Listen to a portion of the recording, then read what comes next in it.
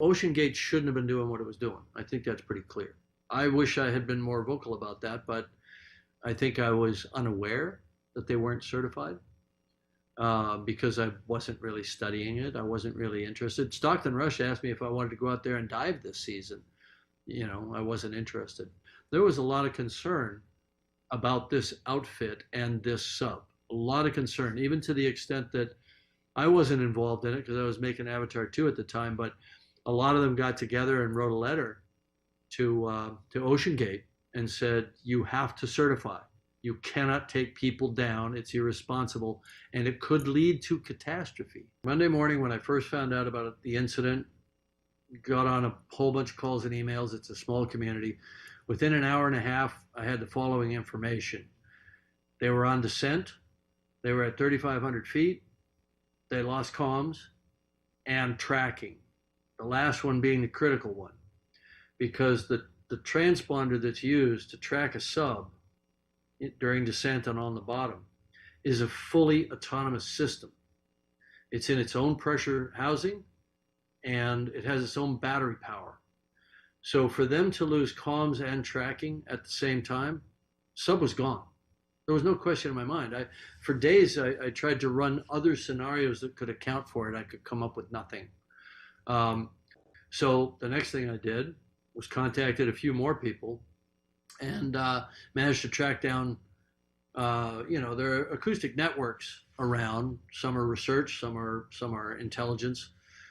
We got confirmation within an hour that there had been a loud bang at the same time that that comms were lost.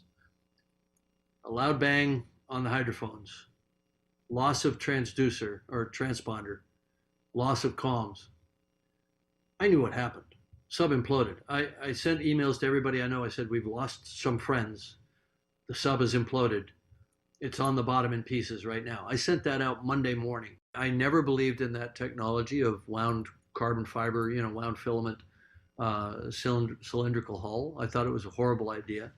I wish I'd spoken up, but I assumed somebody was smarter than me, because I'd never experimented with that technology, but it just sounded bad on its face because we make pressure hulls out of contiguous material, steel, titanium, ceramic, acrylic.